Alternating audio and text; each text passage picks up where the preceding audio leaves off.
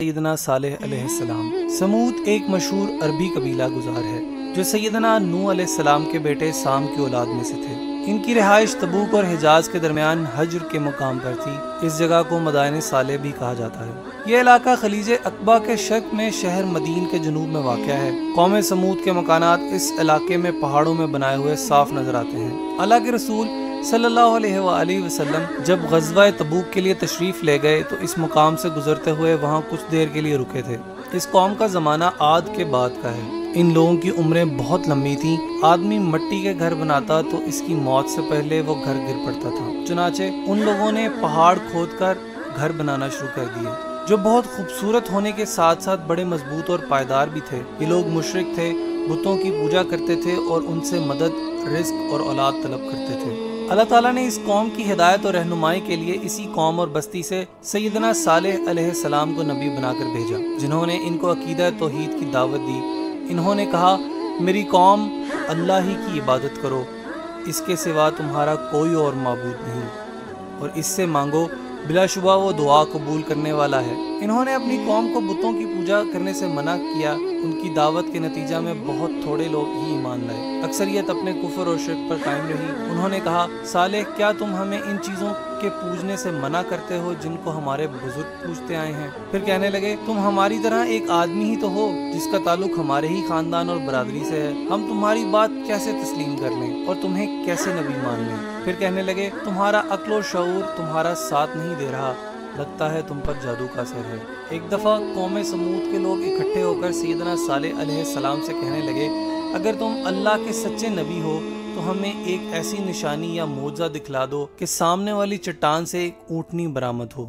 سیدنا صالح علیہ السلام کہنے لگے، اگر ایسا ہو جائے تو کیا تم ایمان لے آؤ گے؟ انہوں نے کہا، ہاں۔ سیدنا صالح علیہ السلام نے ان سے پختہ عہد و پیمان کے بعد کھڑے ہو کر نماز ادا کی، پھر اللہ سے دعا کی کہ ان لوگوں کا مطالبہ پورا فرما دے۔ اللہ کے حکم سے چٹان پھٹ گئی اور اس میں سے ایک بہت بڑی اونٹنی نکل آئی، جس میں وہ تمام صفات موجود تھیں جن کا مطالبہ قوم سمود نے کیا تھا۔ جب انہوں نے اپنی آنکھوں سے معجزہ ظاہر ہوتے دیکھ لیا تو انہیں اس کی عظمت کا احساس ہوا اور وہ مرعوب ہو گئے۔ یہ اللہ کی قدرت کی واضح نشانی اور سیدنا صالح علیہ السلام کی نبوت کا ناقابل تردید ثبوت تھا۔ چنانچہ قوم کے کچھ لوگ ایمان لے آئے، لیکن اکثریت کفر اور ہٹ دھرمی پر اڑی رہی۔ معجزے کے نتیجے میں ظاہر ہونے والی اونٹنی کچھ مدت تک قوم سمود میں موجود رہی۔ یہ اونٹنی سارا دن آزادانہ گھومتی پھرتی رہتی تھی، جہاں اور جس کھیتی سے چاہتی چرتی تھی۔ پورے گاؤں میں ایک ہی کنواں تھا، جب یہ اونٹنی پانی پینے جاتی تو کنویں کا سارا پانی پی لیتی۔ سیدنا صالح علیہ السلام نے قوم سے کہا، تم لوگ باری مقرر کر لو، ایک دن صرف اونٹنی پانی پیے گی اور اگلے دن تمہاری باری ہوگی۔ انہوں نے اس بات سے اتفاق کر لیا۔ وہ لوگ اپنی باری کے دن پانی پی لیتے تو اگلے دن کے لیے بھی پانی بھر لیتے تھے۔ وہ لوگ اس اونٹنی کا دودھ پیتے تھے، وہ اتنا زیادہ ہوتا تھا کہ سب کے لیے کافی ہو جاتا تھا۔ سیدنا صالح علیہ السلام نے قوم سے کہہ رکھا تھا کہ جب تمہارے رب کی طرف سے ایک معجزہ آ چکا ہے، اسے آزاد چھوڑ دو، یہ اللہ کی زمین میں چرتی پھرتی رہے، تم اسے بری نیت سے ہاتھ نہ لگانا، ورنہ دردناک عذاب تمہیں آ پکڑے گا۔ اونٹنی اپنے بچے کے ساتھ وادی میں چلتی پھرتی رہتی۔ قوم کے سردار کچھ عرصہ تک تو خاموش رہے اور اونٹنی کو برداشت کرتے رہے، مگر آہستہ آہستہ انہوں نے مجالس میں اونٹنی کے بارے میں باتیں کرنا شروع کر دیں۔ ایک کہنے لگا، ایک دن ہم پانی پیتے ہیں اور دوسرے دن یہ اونٹنی پیتی ہے، گویا ہم کو اس کی وجہ سے ایک دن پانی سے محروم رہنا پڑتا ہے، آخر ہم کب تک یہ برداشت کریں گے؟ آخرکار ان کے سرداروں نے آپس میں مشورہ کے بعد متفقہ فیصلہ کیا کہ اونٹنی کو قتل کر دیا جائے تاکہ اس سے جان چھوٹے اور سارا پانی انہیں مل جائے۔ جس شخص نے اونٹنی کو قتل کرنے کی ذمہ داری قبول کی، اس کا نام قدر بن سالف تھا۔ اس کے ساتھ اس غلط کام میں سمود قوم کے کئی اور لوگ بھی شامل ہو گئے۔ ادھر سیدنا صالح علیہ السلام مسلسل اپنی قوم کو خبردار کرتے رہے کہ اس اونٹنی کو کبھی قتل نہ کرنا، ورنہ سخت ترین عذاب کا شکار ہو جاؤ گے۔ سمود میں ایک بڑھیا تھی جس کا نام انیزہ اور کنیت ام غنم تھی۔ یہ نہایت دولت مند اور امیر ترین عورت تھی، کیونکہ اس کا خاوند بڑا رئیس شخص تھا۔ اس کی 4 جوان بیٹیاں تھیں۔ اس نے قدار کو اونٹنی کے قتل کرنے پر خوب ابھارا اور کہنے لگی، اگر تم اس اونٹنی کو قتل کر دو تو جس لڑکی سے چاہو تمہاری شادی کر دوں گی۔ اونٹنی کو قتل کرنے کے لیے قوم سمود کے کئی افراد تیار ہو گئے۔ یہ نہایت ہی شیطان صفت اور شریر لوگ تھے جو بستی میں فساد پیدا کرتے، لوگوں کو تنگ کرتے اور برے کام میں پیش رہتے۔ انہوں نے کبھی کوئی خیر خواہی یا اصلاح کا کام نہیں کیا تھا۔ ایک دن یہ لوگ اکٹھے ہوئے تاکہ اونٹنی کو مارنے کا پروگرام بنائیں۔ انہوں نے خاصی لمبی بحث کے بعد یہ طے کیا کہ اونٹنی کو کب اور کیسے کہاں قتل کرنا ہے۔ ایک دن انہوں نے اپنے شیطانی منصوبے پر عمل درآمد کا فیصلہ کر لیا۔ وہ اونٹنی کو قتل کرنے کے لیے گھات میں بیٹھ گئے۔ اونٹنی کنویں سے پانی پی کر واپس آ رہی تھی تو مزدہ نامی شخص نے اس پر تیر چلا دیا۔ تیر اس کی پنڈلی کی ہڈی میں پیوست ہو گیا۔ غدار نے جلدی سے اونٹنی پر تلوار سے حملہ کیا اور اس کی ٹانگیں کاٹ دی۔ اونٹنی زور سے بلبلائی اور زمین پر گر پڑی۔ اونٹنی کے جسم سے خون بہنے لگا اور وہ تڑپی اور مر گئی۔ اس کا بچہ بھاگ کر سب سے اونچے پہاڑ پر چڑھ گیا اور 3 بار بلبلایا۔ اسی وقت وہ پہاڑ کھلا اور بچہ اس میں غائب ہو گیا۔ سیدنا صالح علیہ السلام کو جب اس بات کا علم ہوا تو سنگین غمگین ہوئے۔ انہوں نے کہا، تم لوگوں کو 3 دن کی مہلت دی جاتی ہے، اب اللہ کا عذاب آ کر رہے گا۔ ادھر سمود کے لوگوں نے ندامت کے اظہار کی بجائے پروگرام بنایا کہ اب نعوذ باللہ صالح علیہ السلام کو بھی ان کے اہل و عیال سمیت شہید کر دیں۔ اگر ان کے رشتہ داروں نے قصاص یا دیت کا مطالبہ کیا تو کہیں گے ہم نے ان کو قتل نہیں کیا۔ کچھ لوگوں کو اس کام کے لیے مقرر کیا گیا، لیکن اللہ تعالیٰ نے سیدنا صالح علیہ السلام کو کافروں کے مکر و فریب اور دست درازی سے محفوظ رکھا۔ قوم کے لوگ سیدنا صالح علیہ السلام کا مذاق اڑاتے اور کہتے، ہم نے اونٹنی کو قتل کر دیا ہے، اب اپنے رب سے کہو ہمارے اوپر عذاب نازل کرے۔ سیدنا صالح علیہ السلام نے جواب دیا، 3 دن کے بعد تمہارے اوپر عذاب الہی نازل ہوگا۔ مہلت کا پہلا دن جمعرات کا دن تھا۔ اس روز ان کے چہرے زرد ہو گئے، کفار خوفزدہ ہو گئے۔ اگلا دن جمعہ کا تھا۔ صبح ہوتے ہی ان کے چہرے سرخ ہو گئے۔ پھر جب مہلت کا تیسرا دن یعنی ہفتے کی صبح ہوئی تو ان کے چہرے سیاہ ہو گئے۔ شام ہوئی تو کہنے لگے کہ مہلت تو ختم ہو گئی ہے۔ اتوار کی صبح وہ تیار ہو کر بیٹھ گئے اور انتظار کرنے لگے کہ دیکھیں کون سا عذاب ان پر نازل ہوتا ہے۔ جب سورج طلوع ہوا تو آسمان سے ایک دل دہلانے والی اور کڑک کی آواز آئی اور شدید زلزلہ آ گیا۔ تمام کافر مر کر بے حس و حرکت خاموش ہو گئے۔ وہ اپنے گھروں میں جیسے بیٹھے تھے ویسے ہی بیٹھے رہ گئے اور حرکت بھی نہ کر سکے۔ ان میں سے صرف ایک لونڈی جس کا نام کلبہ بنت سلک تھا زندہ بچ گئی۔ یہ پکی کافرہ اور صالح علیہ السلام کی دشمن عورت تھی۔ یہ چلنے پھرنے سے معذور تھی۔ جب اس نے عذاب دیکھا تو اسے چلنے کی طاقت مل گئی۔ وہ انتہائی تیزی سے بھاگی، حتیٰ کہ عربوں کے ایک قبیلے کے پاس جا پہنچی۔ اس نے لوگوں کو آنکھوں دیکھا حال سنایا اور قوم پر آنے والے عذاب کی خبر دی۔ پھر اس نے پانی مانگا۔ جب اس نے پانی پیا تو وہ بھی مر گئی۔ سیدنا صالح علیہ السلام اور ان کے ساتھ ایمان لانے والی جماعت کو اللہ تعالیٰ نے اپنے فضل و کرم اور رحمت سے اس عذاب سے مکمل محفوظ اور معمون رکھا اور ان کو کوئی تکلیف اور پریشانی نہ پہنچی۔ سمود پر عذاب کے بعد اس بستی کی حالت کچھ اس طرح کی تھی کہ گویا اہل سمود کبھی یہاں آباد ہی نہیں ہوئے۔ صالح علیہ السلام نے قوم کے ہلاک ہو جانے کے بعد ایمان لانے والی جماعت سے مخاطب ہو کر فرمایا، میں نے پوری قوم کو رب کا پیغام پہنچایا تھا، لیکن اکثریت فطرت حق کی طالب نہ تھی، اس لیے وہ شدید عذاب کا شکار ہو گئے۔ اس عذاب کے بعد ان کے گھر ویران آج بھی پہاڑوں میں موجود ہیں اور باعث عبرت ہیں۔ اللہ تعالیٰ نے اس قوم پر اپنے انعامات کیے، انہیں مال و دولت اور محلات دیے، مگر انہوں نے اللہ کا شکر ادا کرنے کی بجائے کفر و شرک کا ارتکاب کیا۔ اس کا نتیجہ ان پر عذاب کی صورت میں ظاہر ہوا۔ اللہ کے رسول صلی اللہ علیہ وسلم نے فرمایا، سمود پر سخت چیخ کا عذاب آیا جس سے ایک شخص کے سوا تمام لوگ ہلاک ہو گئے۔ یہ اس وقت حرم کی زمین میں موجود تھا۔ اس کا نام ابو الرغال تھا۔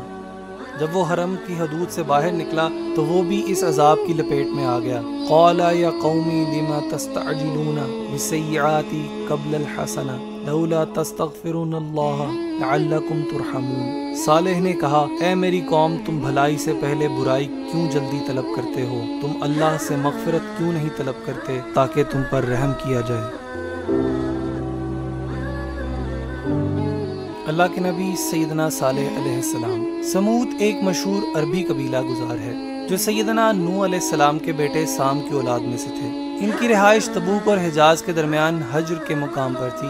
اس جگہ کو مدائن صالح بھی کہا جاتا ہے۔ یہ علاقہ خلیج عقبہ کے شرق میں شہر مدین کے جنوب میں واقع ہے۔ قوم سمود کے مکانات اس علاقے میں پہاڑوں میں بنائے ہوئے صاف نظر آتے ہیں۔ اللہ کے رسول صلی اللہ علیہ وآلہ وسلم جب غزوہ تبوک کے لیے تشریف لے گئے تو اس مقام سے گزرتے ہوئے وہاں کچھ دیر کے لیے رکے تھے۔ اس قوم کا زمانہ عاد کے بعد کا ہے۔ ان لوگوں کی عمریں بہت لمبی تھیں۔ آدمی مٹی کے گھر بناتا تو اس کی موت سے پہلے وہ گھر گر پڑتا تھا۔ چنانچہ ان لوگوں نے پہاڑ کھود کر گھر بنانا شروع کر دیے۔ जो बहुत खूबसूरत होने के साथ साथ बड़े मजबूत और पायदार भी थे। ये लोग मुशरिक थे, बुतों की पूजा करते थे और उनसे मदद, रिस्क और औलाद तलब करते थे। अल्लाह ताला ने इस कौम की हिदायत और रहनुमाई के लिए इसी कौम और बस्ती से सैयदना सालेह अलैहिस्सलाम को नबी बनाकर भेजा, जिन्होंने इनको अकीदा तौहीद की दावत दी। इन्होंने कहा, मेरी कौम, अल्लाह ही की इबादत करो, इसके सिवा तुम्हारा कोई और माबूद नहीं, और इससे मांगो, बिलाशुबा वो दुआ कबूल करने वाला है। इन्होंने अपनी कौम को बुतों की पूजा करने से मना किया। उनकी दावत के नतीजा में बहुत थोड़े लोग ही ईमान लाए। अक्सरियत अपने कुफर और शिर्क पर कायम रही। उन्होंने कहा, सालेह, क्या तुम हमें इन चीज़ों के पूजने से मना करते हो जिनको हमारे बुजुर्ग पूजते आए हैं? फिर कहने लगे, तुम हमारी तरह एक आदमी ही तो हो जिसका ताल्लुक हमारे ही खानदान और बरादरी से है। हम तुम्हारी बात कैसे तस्लीम कर लें और तुम्हें कैसे नबी मान लें? फिर कहने लगे, तुम्हारा अक्ल और शऊर तुम्हारा साथ नहीं दे रहा, लगता है तुम पर जादू का असर है। एक दफ़ा कौम समूद के लोग इकट्ठे होकर सैयदना सालेह अलैहिस्सलाम से कहने लगे, अगर तुम अल्लाह के सच्चे नबी हो तो हमें एक ऐसी निशानी या मौजज़ा दिखला दो कि सामने वाली चट्टान से एक ऊँटनी बरामद हो। सैयदना सालेह अलैहिस्सलाम कहने लगे, अगर ऐसा हो जाए तो क्या तुम ईमान ले आओगे? उन्होंने कहा, हाँ। सैयदना सालेह अलैहिस्सलाम ने इनसे पुख्ता अहद व पैमान के बाद खड़े होकर नमाज अदा की। फिर अल्लाह से दुआ की कि इन लोगों का मुतालबा पूरा फरमा दे। अल्लाह के हुक्म से चट्टान फट गई और इसमें से एक बहुत बड़ी ऊँटनी निकल आई, जिसमें वो तमाम सिफात मौजूद थीं जिनका मुतालबा कौम समूद ने किया था। जब उन्होंने अपनी आंखों से मौजज़ा ज़ाहिर होते देख लिया तो उन्हें इसकी अजमत का एहसास हुआ और वो मरगूब हो गए। ये अल्लाह की कुदरत की वाज़े निशानी और सैयदना सालेह अलैहिस्सलाम की नबूवत का नाकाबिले तरदीद सबूत था। चुनांचे कौम के कुछ लोग ईमान ले आए, लेकिन अक्सरियत कुफर और हठधर्मी पर अड़ी रही। मोजज़े के नतीजे में जाहिर होने वाली ऊँटनी कुछ मुद्दत तक कौम समूद में मौजूद रही। ये ऊँटनी सारा दिन आज़ादाना घूमती फिरती रहती थी। जहाँ और जिस खेती से चाहती चरती थी, पूरे गाँव में एक ही कुआं था। जब ये ऊँटनी पानी पीने जाती तो कुएं का सारा पानी पी लेती। सैयदना सालेह अलैहिस्सलाम ने कौम से कहा, तुम लोग बारी मुकर्रर कर लो, एक दिन सिर्फ ऊँटनी पानी पिएगी और अगले दिन तुम्हारी बारी होगी। उन्होंने इस बात से इत्तफाक कर लिया। वो लोग अपनी बारी के दिन पानी पी लेते तो अगले दिन के लिए भी पानी भर लेते थे। वो लोग इस ऊँटनी का दूध पीते थे, वो इतना ज़्यादा होता था कि सबके लिए काफ़ी हो जाता था। सैयदना सालेह अलैहिस्सलाम ने कौम से कह रखा था कि जब तुम्हारे रब की तरफ से एक मौजज़ा आ चुका है तो इसे आज़ाद छोड़ दो। ये अल्लाह की ज़मीन में चरती फिरती रहे, तुम इसे बुरी नीयत से हाथ ना लगाना, वरना दर्दनाक अजाब तुम्हें आ पकड़ेगा। ऊँटनी अपने बच्चे के साथ वादी में चलती फिरती रहती। कौम के सरदार कुछ अर्सा तक तो खामोश रहे और ऊँटनी को बर्दाश्त करते रहे, मगर आहिस्ता आहिस्ता इन्होंने मजालिस में ऊँटनी के बारे में बातें करना शुरू कर दी। एक कहने लगा, एक दिन हम पानी पीते हैं और दूसरे दिन ये ऊँटनी पीती है, गोया हमको इसकी वजह से एक दिन पानी से महरूम रहना पड़ता है। आखिर हम कब तक ये बर्दाश्त करेंगे? आखिरकार इनके सरदारों ने आपस में मशवरा के बाद मुत्तफक्का फैसला किया कि ऊँटनी को कत्ल कर दिया जाए ताकि इससे जान छूटे और सारा पानी इन्हें मिल जाए। जिस शख्स ने ऊँटनी को कत्ल करने की जिम्मेदारी कबूल की, इसका नाम कदर बिन सालिफ था। इसके साथ इस गलत काम में समूद कौम के कई और लोग भी शामिल हो गए। इधर सैयदना सालेह अलैहिस्सलाम मुसलसल अपनी कौम को खबरदार करते रहे कि इस ऊँटनी को कभी कत्ल न करना, वरना सख्त तरीन अजाब का शिकार हो जाओगे। समूद में एक बुढ़िया थी जिसका नाम अनीजा और कुनियत उम्मे गनम थी। ये नहायत दौलतमंद और अमीर तरीन औरत थी क्योंकि इसका खावंद बड़ा रईस शख्स था। इसकी 4 जवान बेटियां थीं। इसने कद्दार को ऊँटनी के कत्ल करने पर खूब उभारा और कहने लगी, अगर तुम इस ऊँटनी को कत्ल कर दो तो जिस लड़की से चाहो तुम्हारी शादी कर दूंगी। ऊँटनी को कत्ल करने के लिए कौम समूद के कई अफराद तैयार हो गए। ये नहायत ही शैतान सिफ्त और शरीर लोग थे जो बस्ती में फसाद पैदा करते, लोगों को तंग करते और बुरे काम में पेश रहते। उन्होंने कभी कोई खैर ख्वाही या इस्लाह का काम नहीं किया था। एक दिन ये लोग इकट्ठे हुए ताकि ऊँटनी को मारने का प्रोग्राम बनाए। उन्होंने खासी लंबी बहस के बाद ये तय किया कि ऊँटनी को कब और कैसे कहाँ कत्ल करना है। एक दिन उन्होंने अपने शैतानी मंसूबे पर अमल दरामद का फैसला कर लिया। वो ऊँटनी को कत्ल करने के लिए घात में बैठ गए। ऊँटनी कुएं से पानी पीकर वापस आ रही थी तो मजदा नामी शख्स ने इस पर तीर चला दिया। तीर इसकी पिंडली की हड्डी में पेवस्त हो गया। गद्दार ने जल्दी से ऊँटनी पर तलवार से हमला किया और इसकी टांगे काट दी। ऊँटनी जोर से बिलबिलाई اور زمین پر گر پڑی۔ اونٹنی کے جسم سے خون بہنے لگا اور وہ تڑپی اور مر گئی۔ اس کا بچہ بھاگ کر سب سے اونچے پہاڑ پر چڑھ گیا اور 3 بار بلبلایا۔ اسی وقت وہ پہاڑ کھلا اور بچہ اس میں غائب ہو گیا۔ سیدنا صالح علیہ السلام کو جب اس بات کا علم ہوا تو سنگین غمگین ہوئے۔ انہوں نے کہا تم لوگوں کو 3 دن کی مہلت دی جاتی ہے، اب اللہ کا عذاب آ کر رہے گا۔ ادھر سمود کے لوگوں نے ندامت کے اظہار کی بجائے پروگرام بنایا کہ اب نعوذ باللہ صالح علیہ السلام کو بھی ان کے اہل و عیال سمیت شہید کر دیں۔ اگر ان کے رشتہ داروں نے قصاص یا دیت کا مطالبہ کیا تو کہیں گے ہم نے ان کو قتل نہیں کیا۔ کچھ لوگوں کو اس کام کے لیے مقرر کیا گیا، لیکن اللہ تعالیٰ نے سیدنا صالح علیہ السلام کو کافروں کے مکر و فریب اور دست درازی سے محفوظ رکھا۔ قوم کے لوگ سیدنا صالح علیہ السلام کا مذاق اڑاتے اور کہتے ہم نے اونٹنی کو قتل کر دیا ہے، اب اپنے رب سے کہو ہمارے اوپر عذاب نازل کرے۔ سیدنا صالح علیہ السلام نے جواب دیا 3 دن کے بعد تمہارے اوپر عذاب الہی نازل ہوگا۔ مہلت کا پہلا دن جمعرات کا دن تھا۔ اس روز ان کے چہرے زرد ہو گئے، کفار خوف زدہ ہو گئے۔ اگلا دن جمعہ کا تھا، صبح ہوتے ہی ان کے چہرے سرخ ہو گئے۔ پھر جب مہلت کا تیسرا دن یعنی ہفتے کی صبح ہوئی تو ان کے چہرے سیاہ ہو گئے۔